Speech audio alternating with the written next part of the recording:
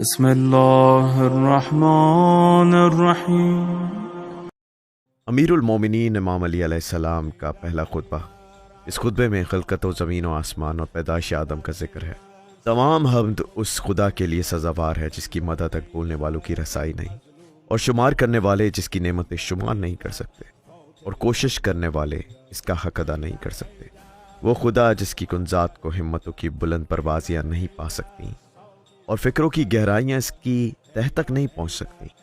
اس کی صفات کی کوئی حد معین نہیں، نہ کوئی ایسی لغت موجود ہے جو ان کی صفات کی حقیقت بیان کر سکے، نہ اس کی ابتدا کا کوئی وقت ہے جسے شمار کیا جا سکے، نہ ایسی مدت دراز ہے جس کی انتہا ہو سکے۔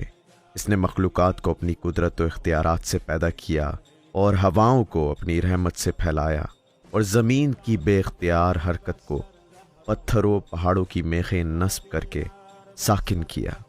دین کی بنیاد خدا کی معرفت ہے، اور اس کی معرفت کا کمال اس کی تصدیق ہے، اور اس کی تصدیق کا کمال اسے واحد و یکتا ماننا ہے، اور اس کے اقرار و وحدانیت کا کمال اسے ہر چیز سے برتر سمجھنا ہے، اور کمال اخلاص اس کی ذات سے صفات کی نفی ہے۔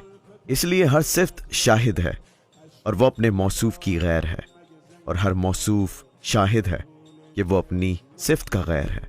لہٰذا جس نے ذات خداوندی کے علاوہ صفات مانے، اس نے خدا کا ساتھی مان لیا، اور جس نے اس کا ساتھی مان لیا اس نے دوئی پیدا کی، اور جس نے دوئی پیدا کی اس نے اس وحدہ لا شریک کے جز مان لیے، اور جس نے اس کے اجزا مان لیے وہ اسے نہ پہچان سکا، اور جس نے اسے نہیں پہچانا اس نے اسے اشارے کے لائق سمجھا، اور جس نے اس کی طرف اشارہ کیا اس نے اسے محدود کر دیا، اور جس نے اسے محدود کر دیا وہ اسے شمار کے قابل سمجھا، اور جس نے یہ پوچھا کہ خدا کس چیز میں ہے اس نے کسی چیز کے ضمن میں قرار دیا، اور جس نے یہ کہا کہ وہ کس چیز پر ہے تو اس نے دوسرے مقام کو اس سے خالی سمجھا۔ وہ خود موجود ہے، کسی کی ایجاد سے وہ ازلی ہے، عدم سے وجود میں نہیں آیا۔ وہ ہر شے کے ساتھ ہے مگر جسمانی حیثیت کی طرح نہیں، وہ ہر شے سے جدا ہے مگر نہ جسمانی جدائی کی طرح۔ وہ ہر چیز کا فاعل ہے مگر حرکات و آلہ کی مدد کے بغیر۔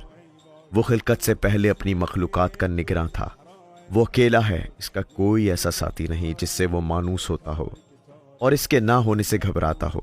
اس نے کائنات کو خلق فرمایا ہے اور پہلے پہل بنایا، بغیر اس کے کہ فکر کو کام میں لایا ہو، یا تجربے سے فائدہ اٹھانے کی ضرورت پڑی ہو، یا حرکت کو پیدا کرنا پڑا ہو، یا ایسا اہتمام کیا ہو جس کے لیے مسترب ہونا پڑا ہو۔ وہ ہر چیز کو اپنے اپنے وقت پر عدم سے وجود کی طرف لایا، اور مختلف المزاج اشیاء کو ایک دوسرے سے وابستہ کیا، اور ہر چیز کو مخصوص مزاج عطا کیا، اور ان کی صورتیں اور شکلیں معین کی۔ وہ ان کی خلقت سے پہلے انہیں جانتا تھا، اس کا علم ان کی حدود اور انتہا کا احاطہ کیے ہوئے تھا۔ وہ ان کے حالات اور پوشیدہ کیفیات سے واقف تھا۔ پھر خدائے بزرگ و برتر نے کشادہ فضائیں، وسیع اطراف و جانب اور آسمان سے ٹکرانے والی ہوائیں پیدا کیں۔ پس اس فضا میں تلاطم خیز پانی بہایا۔ اس بحر و خار کی موجیں ایک دوسرے پر چڑھ رہی تھیں۔ اس پانی کو تیز و تند ہوا کی پشت پر لاد دیا جو ہر چیز کو اکھاڑ دیتی ہے۔ ہوا کو حکم دیا کہ وہ پانی کو پلٹا دے، اور اسے پانی کے زور پر مسلط کر دیا، اور اس ہوا سے پانی کی حد بندی کر دی۔ نیچے ہوا کا دامن دور تک پھیلا ہوا تھا، اور پانی اس کے اوپر موجزن تھا۔ پھر خدائے برتر نے ایسی ہوا پیدا کی جو خشک بے ثمر تھی، اور اسے اپنے مرکز پر قائم رکھا، اور اس کی رفتار تیز کر دی، اور اس کے چلنے کی جگہ دور دور تک پھیلا دی۔ پھر ہوا کو حکم دیا کہ تلاطم خیز پانی کو الٹ پلٹ دے، اور موجوں کو ابھار کر اوپر پھینکے۔ ہوا نے پانی کو یوں مت ڈالا جیسے مشک میں دودھ یا دہی متھا جاتا ہے، اور اس طرح دھکیلتی ہوئی تیز چلی جیسے خالی فضاؤں میں چلتی ہے۔ یہ پانی کے نیچے کے حصے کو اوپر پلٹا رہی تھی، اور ساکن کو متحرک سے ملا رہی تھی، یہاں تک کہ اس متلاطم پانی کی سطح بلند ہو گئی اور تابڑتا پانی پر پھیلا گیا۔ پھر اس پانی کو شگاف زدہ اور وسیع فضا میں بلند کیا، جس سے خدا نے 7 آسمان بنائے۔ نیچے والے آسمان کو ایک جمی اور تھمی ہوئی موج قرار دیا، اور اوپر والے آسمان کو محفوظ چھت اور بلند عمارت کی مانند اس طرح قائم کیا کہ نہ ستونوں کے سہارے کی ضرورت اور نہ میخوں سے جڑنے کی حاجت۔ फिर इन्हें नूर पाश सितारों और ज़िया बख्श तारों से आरास्ता किया, और इसमें एक उड़ता हुआ ज़िया पाश चराग सूरज और जगमगाता हुआ चांद रवां दवा कर दिया। ये सब चक्कर लगाते हुए आसमान, चलती हुई छत और मुतहरिक लौह में है। फिर खुदा ने बुलंद आसमान के दरमियान शगाफ देकर फिजा पैदा की, और इन फिजाओं को किस्म किस्म के फरिश्तों से भर दिया।